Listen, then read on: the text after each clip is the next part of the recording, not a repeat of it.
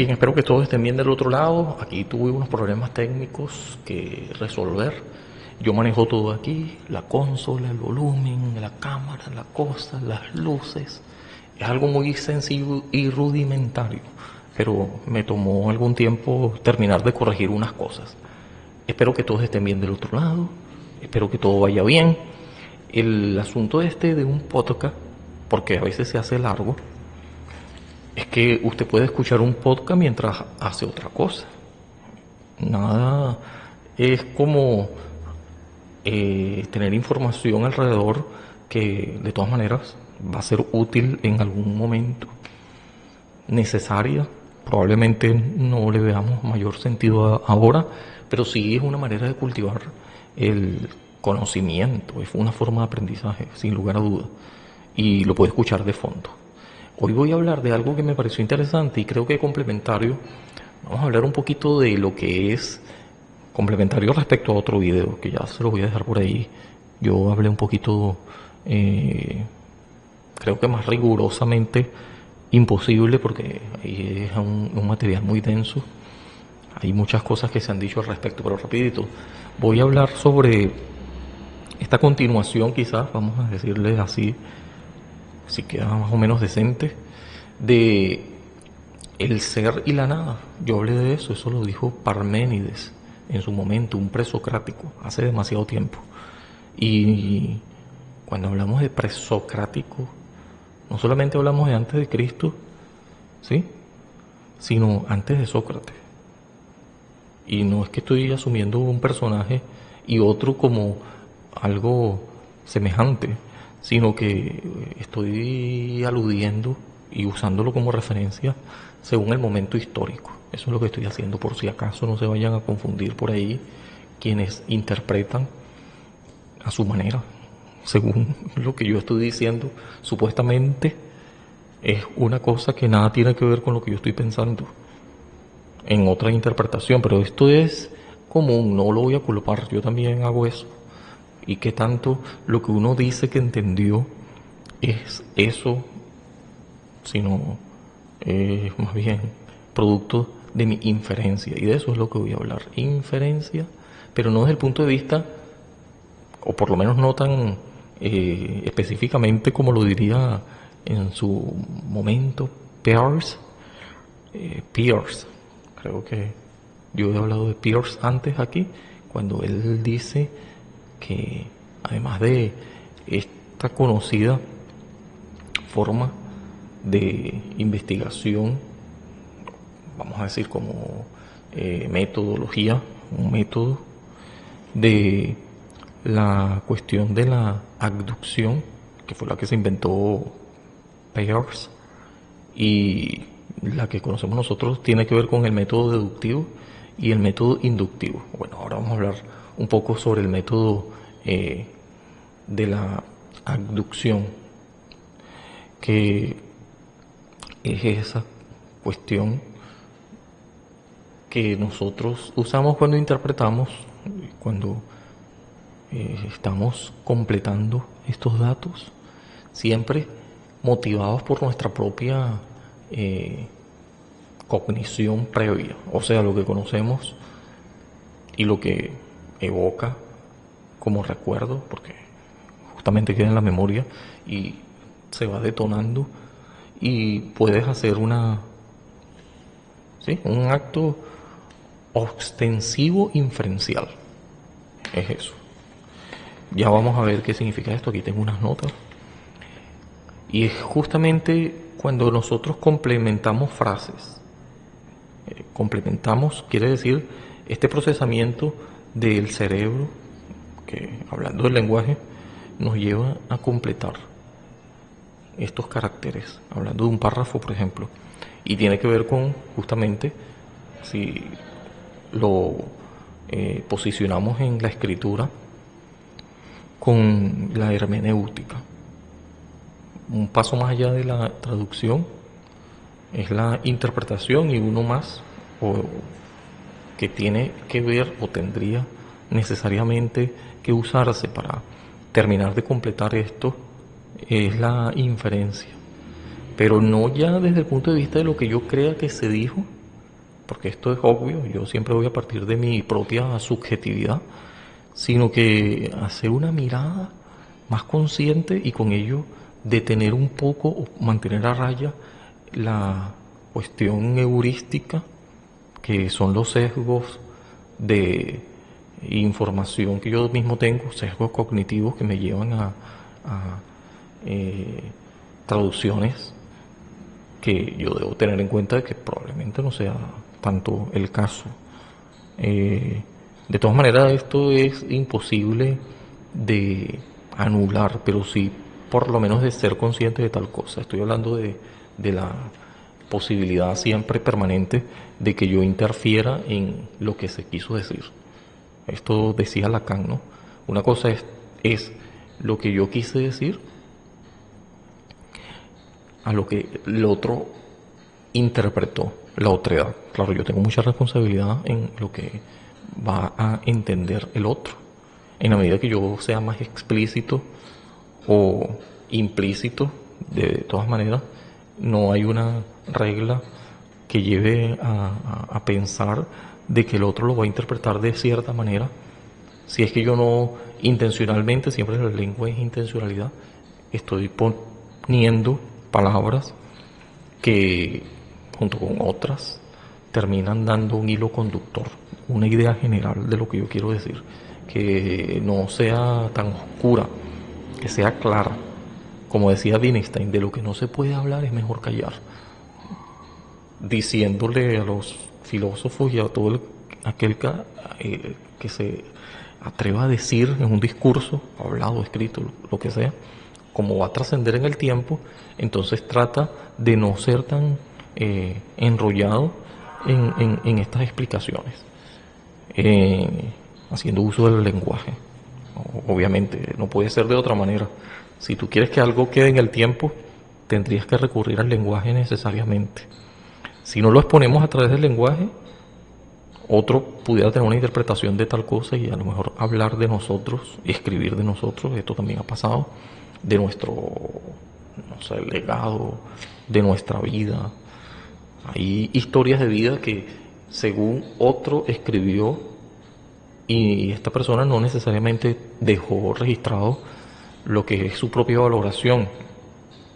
Esto es lo que llaman autobiografía, sino que es una biografía que otro documentó según ciertas investigaciones que hizo de la persona o del momento y de todo lo que implicó sus acciones y las cosas. Entonces, claro, si yo no escribo, si yo no hago, siempre voy a hacer, pero si no lo dejo registrado de alguna manera, esto es cuestión de tiempo para que se pierda. ¿Qué diría Gadamer de esto? Aquí tengo algunas cosas referente a eso. Gadamer hablaba mucho de esta cuestión histórica, ¿no? Y de la hermenéutica. De la hermenéutica, Levi Strauss nos habló un poco en cuanto a tener en cuenta cómo en el pasado también y la cultura y todo eso, estos hallazgos que ya tendrían más que ver con la antropología, ¿sí? Que el ser humano siempre deja huella en el tiempo y hay ciertos patrones que se repiten en los mitos y eso nos hablaba Levi Strauss, que no me voy a detener de eso tanto ahora, pero lo que quiero dejarlo ahí asomado para entender de que después de todo como seres humanos qué tan difícil es que al interpretar, o al menos posible, qué tan posible es que lleguemos a las conclusiones más o menos acertadas, por no decir perfectamente acertadas, que es bien imposible, pero lo primero creo que sí es más posible si lo dejamos en un, por supuesto, modesto avance de probabilidad.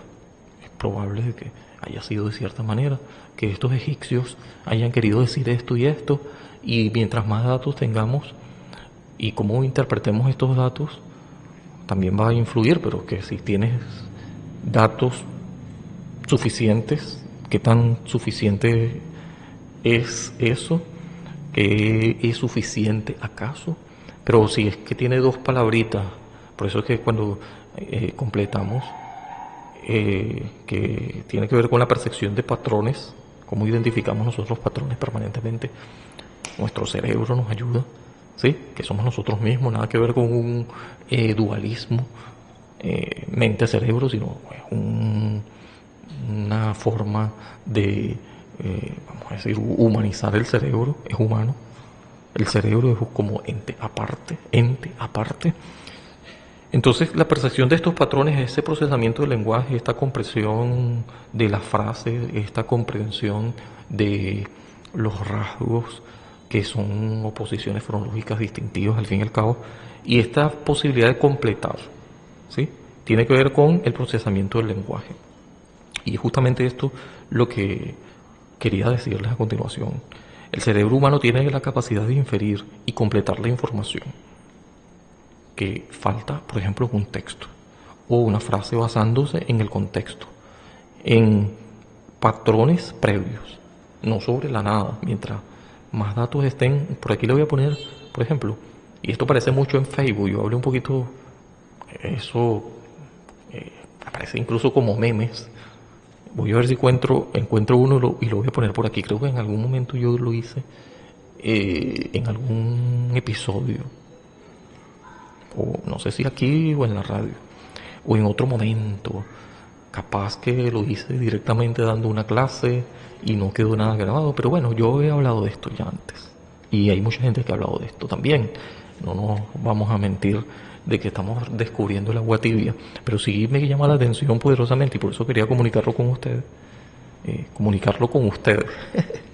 Comunicarme y compartirlo con ustedes, esto es lo que quería decir, porque, bueno, nada, además lo dejo registrado aquí, y mire que de esto que yo estoy hablando justamente es lo que está sucediendo in situ, todos estos no está grabado en piedra,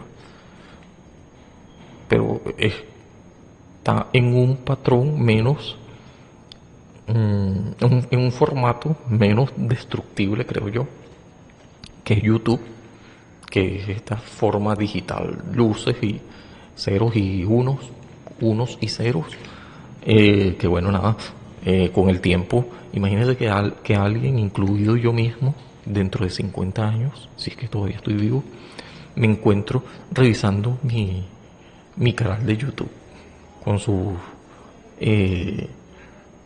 seguidores, que quién sabe cuántos serán en ese momento, quién sabe cómo formaré yo más videos, material y quedará grabado aquí, pero los que ya están, vamos a pensar en los que ya están, al menos que yo los borre o pase algo catastrófico, van a quedar aquí a posteridad. Entonces alguien puede revisar estos hallazgos, encontrarlo como que si de un hallazgo se tratara, y en medio del algoritmo que te esconde estos videos o lo que sea, porque quedan sepultados en medio de tanta información que hay aquí en este mundo digital, tecnología, información y comunicación, pero claro, es que hay tanta que queda sepultado, como que si de una piedra roseta que te encuentras en la arena del desierto, enterrado en un lugar tan recóndito, y tú dices, bueno, ya que me encontré este pedazo de vasija, voy a seguir escarbando, voy a seguir hurgando, voy a seguir profundizando para ver si hay más y cómo esto tiene alguna relación con esos elementos probablemente que eventualmente termine consiguiendo, porque ya detona esta curiosidad de ir por más. Entonces, si alguien se encuentra un video, yo mismo probablemente esté revisando y hurgando y completando y diciendo, vamos a ver qué y cómo tiene que ver esto con este sujeto, lo que dijo, y descubren la obra. Tal le ha pasado a muchas personas que en su momento no fueron famosos, pero otras personas que sí lo eran, encontraron allí un tesoro valioso que nadie valoró en su momento. ¿Sí? Y nada, esto tiene que ver con lo mismo. con estos procesos, David Strauss, ya lo mencioné, tiene que ver con la antropología. En la medida que nosotros comprendemos, o por lo menos hacemos un intento de ver qué y cómo pensaba otro, incluso en la historia, y que cuando encontramos eso grabado en piedra, papiros,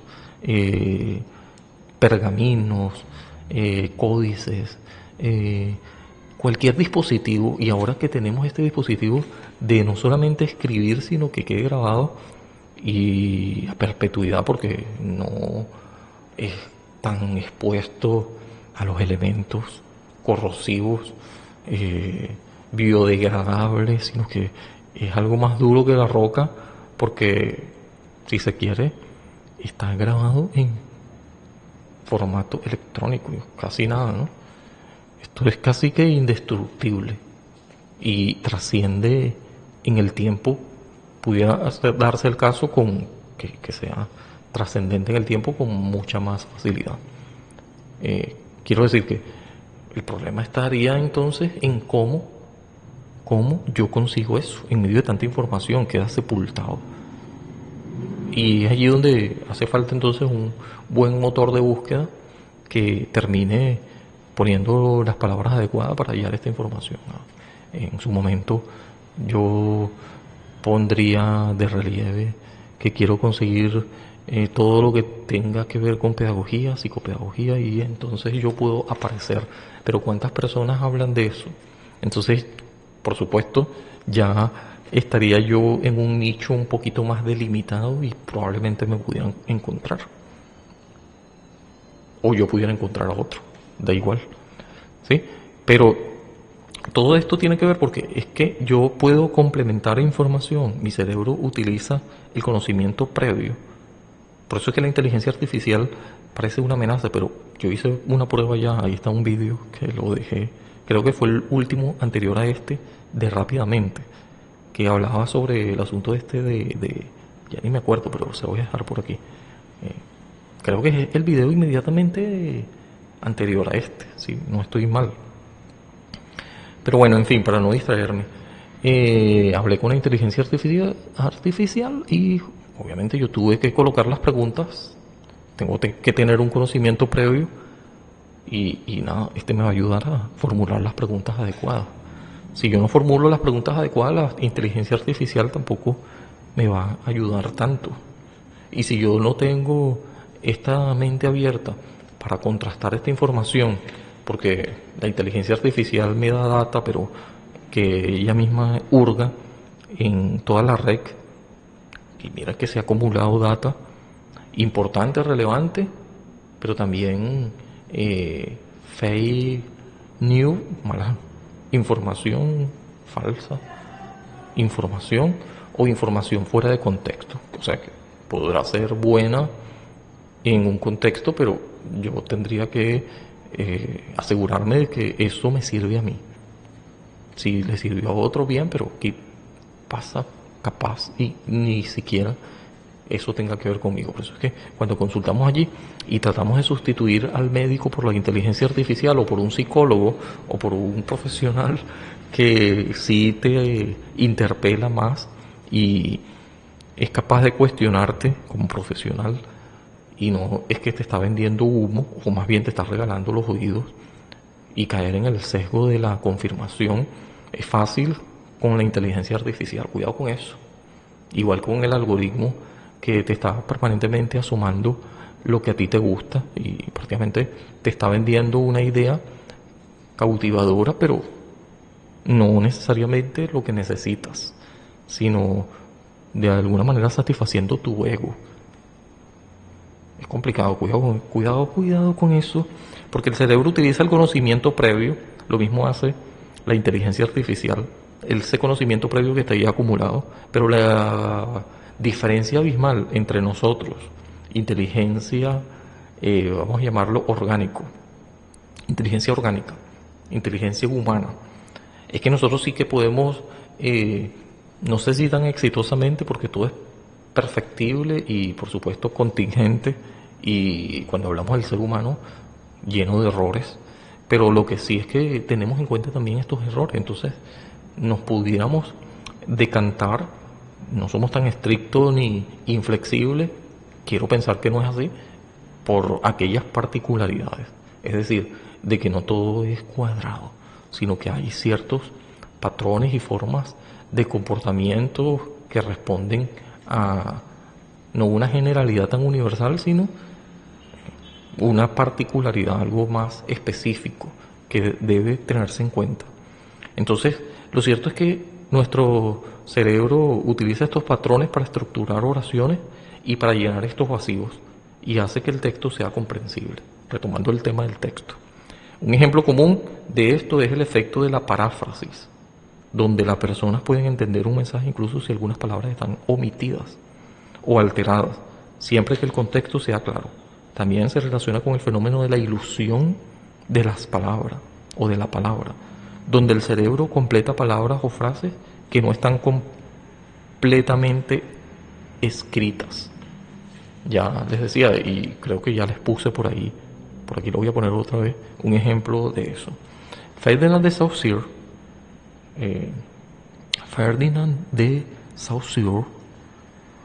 esto es francés, señores, francés, dice que la lengua y la significación, aquí estoy leyendo esto y lo voy a hacer rapidito porque ya quiero terminar.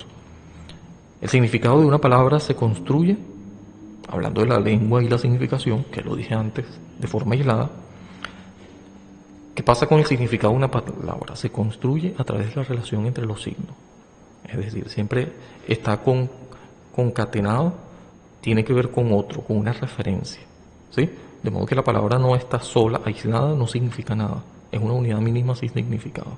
Pero cuando está este signo, que además es aprobado según cierto consenso de una comunidad lingüística determinada, estoy hablando de la A, la B, la C, estos caracteres que nosotros asumimos que nos los regaló la naturaleza, pero son artificiales al mismo tiempo, porque alguien se los fabricó, se los construyó y después del tiempo se hizo popular.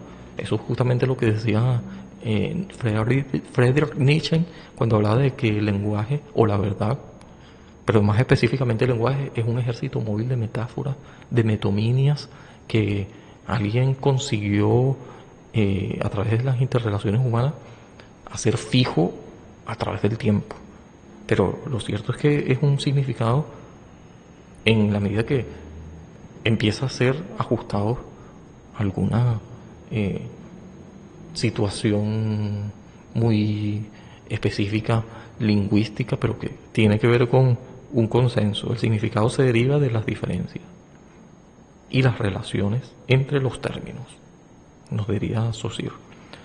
Lo que está ausente, y aquí vemos el punto de vista negativo, lo que no está relacionado con la oposición del lenguaje, las oposiciones fonológicas distintivas. Por ejemplo, si yo hablo de día, estoy asumiendo o implica la ausencia de la noche. Y lo mismo en viceversa, si hablo de noche, esto es ausencia del día. Entonces ahí vemos un aspecto negativo o oposiciones fonológicas distintivas. Jacques Derrida habla de la desconstrucción, esto también es negativo, y habla del significado que no es fijo. Siempre hay un elemento de indeterminación y un juego del lenguaje. El juego del lenguaje me recuerda a Wittgenstein. Los significados son siempre contextuales y están sujetos a cambios, lo que también alude a la presencia de lo que no hay. Nada hay fuera del texto, entonces nos obsesionamos con eso que no hay. En términos de estabilidad y certeza en el lenguaje, entonces el significado nunca es fijo, en resumidas, también es un aspecto negativo porque está siempre condicionado por aquello que falta. El juego de la diferencia en el lenguaje significa que la presencia de un significado siempre está mediado por su relación con lo que no está presente. ¿Y qué tiene que ver esto con Parménides? Quien es conocido por su afirmación de lo que es. Esto yo lo hablé hasta cierto grado. Digo hasta cierto grado porque nunca va a ser completo, siempre me voy a quedar corto y siempre va a haber alguien que pueda encontrar esto y decir, mira, pero no tomaste en cuenta esta situación, o esto no lo dijiste. Claro que esto no es perfecto, esto es muy errático, ¿sí? y muy limitado el tiempo también. Más bien me estoy demorando demasiado. Pero esto yo lo sigo meditando y capaz y lo veo y me da rabia conmigo mismo porque lo pude haber dicho mejor. Pero esto no me va a detener, no debería detenerme. Yo tengo que seguir avanzando y seguir aprendiendo, entendiendo y perfectible quiere decir que se va perfeccionando, no quiere decir que sea perfecto ya mismo. Y quién sabe cuándo va a ser perfecto, capaz y nunca. Pero nada, yo expliqué eso de Parménides hasta cierto grado y lo traigo aquí porque también es negativo, tiene basamento en lo que no es, en lo que no está. Él es conocido por su afirmación, Parménides, presocrático, ya les mencioné eso al principio, cuando hice la introducción de esto. Vaya ya y vuélvalo a ver. Entonces él se basa en lo que es. Lo que es. Y lo que no es, no es.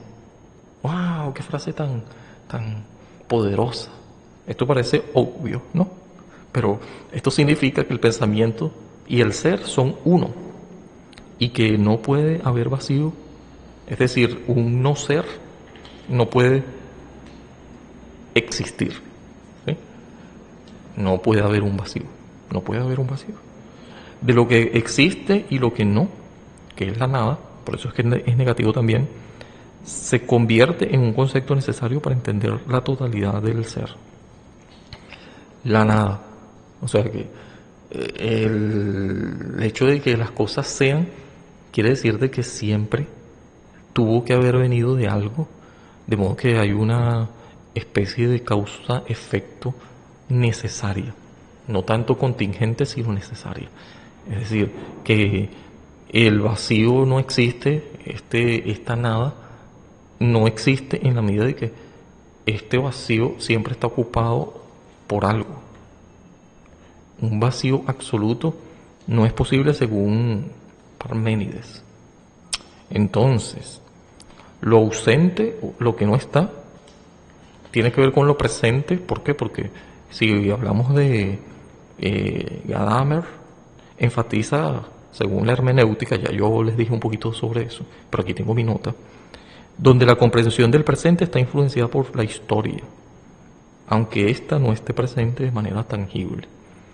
Lo que yo hice en el pasado o lo que otros hicieron, de alguna manera me afecta, me condiciona, no voy a decir me determina tampoco, ¿no? La historia no es un relato lineal ni fijo, sino que está llena de significados ocultos y contradictorios. Entonces, Hegel nos diría, cada etapa de la historia se construye sobre la anterior, reflejando un proceso continuo de desarrollo.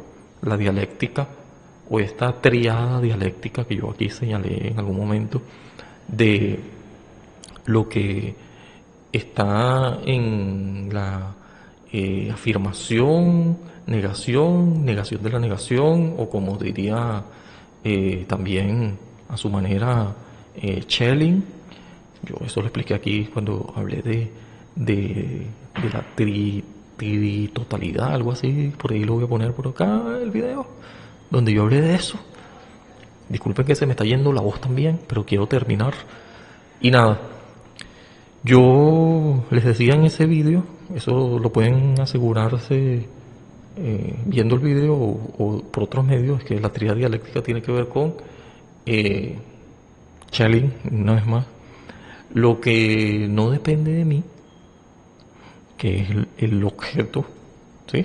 O la naturaleza, lo que depende de mí, el yo, llámese sujeto, o el espíritu, como les decía, esta cuestión está así en estos términos de Schelling, espíritu y naturaleza o trascendental.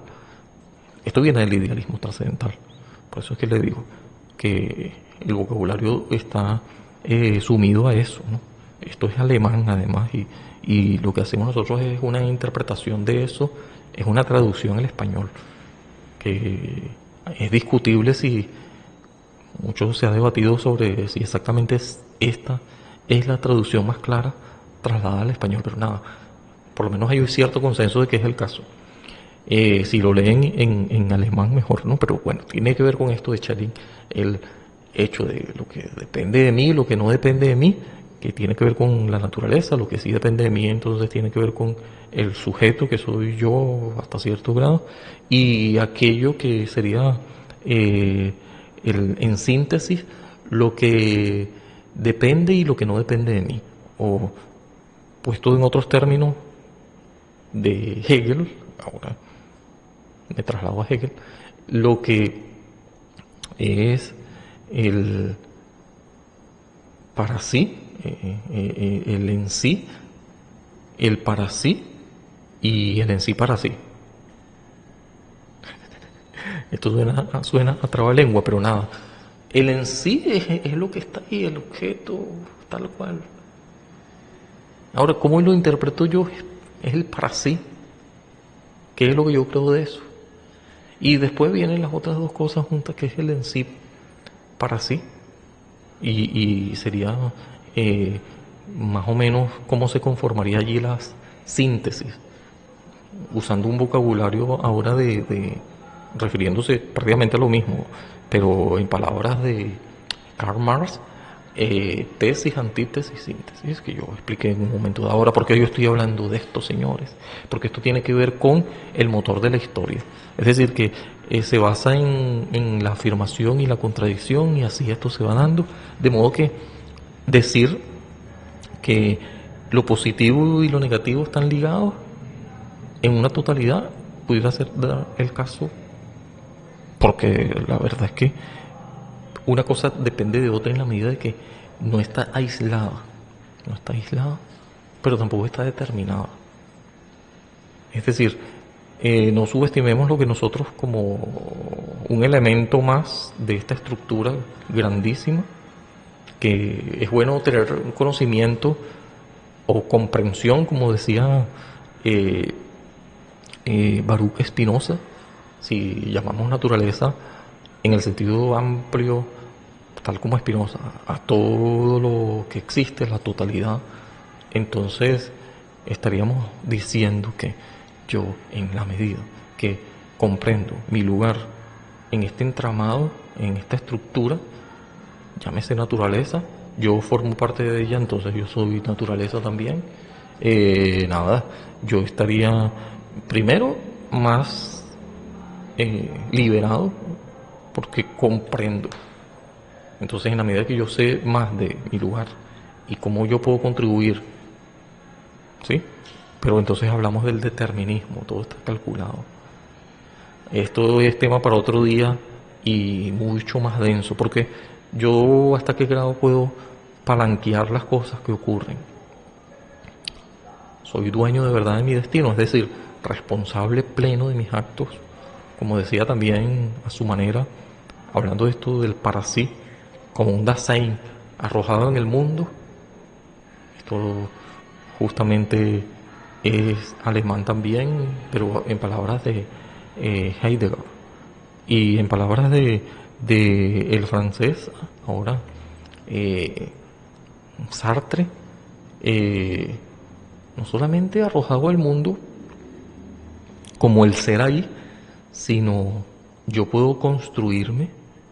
Esto es justamente responsabilidad pura y dura, o afirmación en el sentido de Nietzsche, decirle sí a la vida, porque yo soy el responsable de cómo construyo mi vida. O sea, no estoy determinado en la medida de que yo puedo construir, yo puedo seguir decidiendo. Y si decidí mal, yo no estoy condenado a seguir decidiendo lo mismo, quizás. Baste con decidir otra cosa y salirme de ahí. Si es que puedo hacer eso, ¿no? Cada quien va a configurar su vida, pura responsabilidad. Que da miedo, ¿no? Porque la responsabilidad da miedo. Es mejor echarle la culpa a otro casi siempre, porque yo estaría más expuesto ante la vida. Entonces surge esta idea de el superhombre, la superheroína, que yo tengo que resolverme a yo usar mi libre albedrío, mi voluntad de poder de la mejor manera posible, porque si no estaría dándome de bruces contra esta hipótesis del genio, ¿sí? De este personaje que se fabricó en la calle Ciencia, aparece Nietzsche, una vez más, de qué tal si un día se apareciera alguien, creo que un ser sobrenatural allí, un demonio, y te dijera, mira, tu vida tal cual como la has vivido, cada lugar, cada momento, cada acto, hasta yo que estoy aquí, se va a repetir una y otra vez, infinitamente. ¿Qué dirías? ¡Uy, qué bien! Jamás ha hablado alguien así. O le dirías improperios a este por haberte dicho tal cosa, no es una buena noticia. O más bien te pondría a pensar, decir, wow, yo voy a tener que tener más cuidado con lo que haga, porque si hipotéticamente se repitiera todas las veces tal cual, yo estaría contento o triste. Entonces, pura responsabilidad. Nada. ¿Qué tiene que ver esto con el lenguaje? Es justamente eso, que yo como interpreto al mundo, y eso incluye extendiendo la hermenéutica a cómo yo tengo una concepción, una cosmovisión, en la medida que voy avanzando, de las cosas que dependan de mí, que son muchas, entonces yo estaría teniendo más cuidado. Y claro, imperfecto y todo, pero bueno, es mi responsabilidad. Las cosas malas, buenas, dependiendo de cómo se interpreten y cómo yo las asuma para seguir adelante. Eh, en un acto de resiliencia positivo, no estoy hablando de un estoicismo exagerado o radical, de que no me importa nada, porque esto también sería una respuesta adaptativa. No, porque de alguna manera nada, yo estoy formando parte de un sistema, soy un elemento más, un, un ser importante, pero no el último ni el primero, y tampoco, si me pongo muy reflexivo, también voy a ser el que se va a quedar con todo el legado, cómo entender ese legado, cómo yo puedo dejar uno.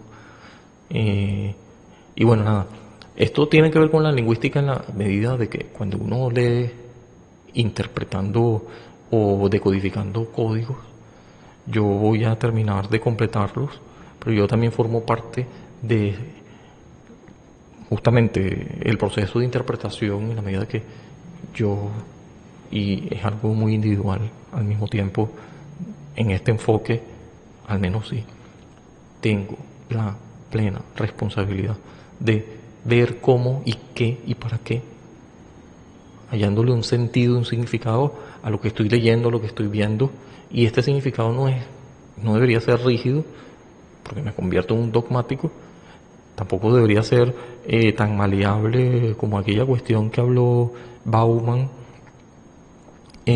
sobre, al menos yo no creo que sea el caso, la liquidez, una sociedad líquida, que todo vale, ¿sí? Sino que más bien yo tendría que encontrar, al menos al momento, qué es esto de verdad. Haciendo un estudio, yo diría, debería ser el caso fenomenológico, qué es lo que estoy observando, manteniendo mis sesgos a raya, ¿sí? Mi forma de subjetiva debería tenerla muy en cuenta para entender el objeto. Entonces ahí es donde Husserl pone énfasis o el foco en el objeto y no en el sujeto. Entonces yo tendría que reprimir mi propia cosmovisión hasta cierto grado, porque es que no quiero que se altere la posibilidad de entender al sujeto, porque esto sería perder.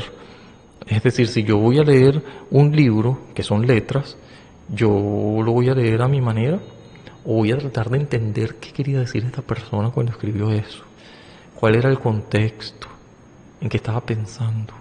Y cuando estoy escuchando a alguien, yo no me voy a quedar solamente con mi propia vamos a ver qué va a decir esta persona, vamos a ver en dónde se va a caer. O de alguna manera picarme o quedarme resentido por lo que escucho, es que yo no estoy escuchando necesariamente lo que el otro está comunicando, porque estoy escuchando palabras y no la idea como un todo. Yo tendría que tener paciencia para entender ese todo, saber quién es esa persona, por qué dijo eso, cuándo lo dijo, en qué contexto histórico, qué estaba pasando. Entonces todo eso me va a ayudar a tener una profundidad. Y esto requiere tiempo, por supuesto, no es a priori, no es instantáneo, tiene su proceso intrincado y ya veremos si la economía del lenguaje termina ayudando también, ¿no? De lo que no se puede hablar es mejor callar, decía Wittgenstein, ya lo he mencionado con esto, creo 2 veces ya. Entonces, en este vídeo, en otros episodios lo he mencionado quién sabe qué cantidad de veces, pero la verdad es que depende del emisor, es verdad, pero también depende del receptor en la medida de que yo, usando los recursos que tengo y también usando, ya les decía, el procesamiento del lenguaje o la percepción de patrones, en fin, usando estos conocimientos previos, pero también estos conocimientos que se están dando de este sujeto en cuestión, llámese objeto, ¿sí? Haciendo énfasis en eso que decía Husserl en la fenomenología. Entonces, bien sea escrito o hablado, de manera que la lengua oral o escrita o incluso la paralingüística, cómo se mueve, qué está haciendo, todos estos elementos no, bueno, no los debo obviar, porque o si no caigo en los dogmas del empirismo, porque estos elementos se están dando y tienen que ver con los eventos mentales de los que habló Davidson. David, ¿cómo así? Davidson, Donald Davidson, creo que es él, así que se llama. En fin, vamos a dejar esto hasta aquí porque esto se va a hacer más largo. ¿Cómo le voy a poner a esto? Yo le voy a poner a esto. Así le voy a poner procesamiento del lenguaje. Creo que le queda bien, le queda corto, pero le queda. Y así lo voy a poner. Y esto se va a seguir hablando en otra oportunidad seguramente. Espero que esto no haya sido tan denso y tan difícil para ustedes. Yo creo que no. Hay muchos ejemplos que yo puedo poner aquí y de los que ya puse suficiente y que voy a poner otros más en otro momento. Por supuesto, porque en la medida que yo explico también entiendo. Y capaz esto trascienda en el tiempo y sea un error total, ¿sí? Porque todo cambia, eso es lo único seguro. Eso es lo que yo al menos estaría completamente de acuerdo con lo que decía Heráclito. Yo hablé de Heráclito también, ¿verdad? Creo que sí. ¿Qué decía Heráclito? Heráclito. Vamos a leerlo aquí rapidito. Y con esto voy terminando, señores. Espero que se suscriban. Espero que puedan compartir. Espero que estén bien del otro lado. Espero que también vean la radio.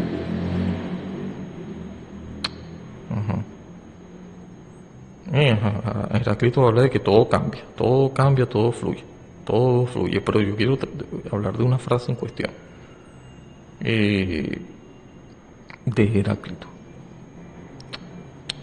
Me disculpan aquí que estoy haciendo un check-in rápido, un flag checking. Todo fluye, todo cambia, nada permanece. Bueno, claro, pero una frase muy obvia, pero que quiero una más larga. Todo fluye, todo está en movimiento y nada dura eternamente. Por eso no podemos descender 2 veces al mismo río, pues cuando uno está diciendo que va a descender al río y lo hace por segunda vez, ni el río ni yo somos los mismos. ¿Qué quiere decir esto? De que a lo mejor este video y este episodio con el tiempo nada tenga que cambiar, pero yo creo que estas ideas se han sostenido en el tiempo. Pueden mutar, pero no creo que eliminar completamente. en la medida que pase el tiempo se convertirán en un hecho histórico. Pero por el momento, señores, no creo que esto tenga mucho más que ver que lo que es el caso ahora mismo es una persona tratando de decir cosas en el canal de YouTube. Nos vemos, chao, chao.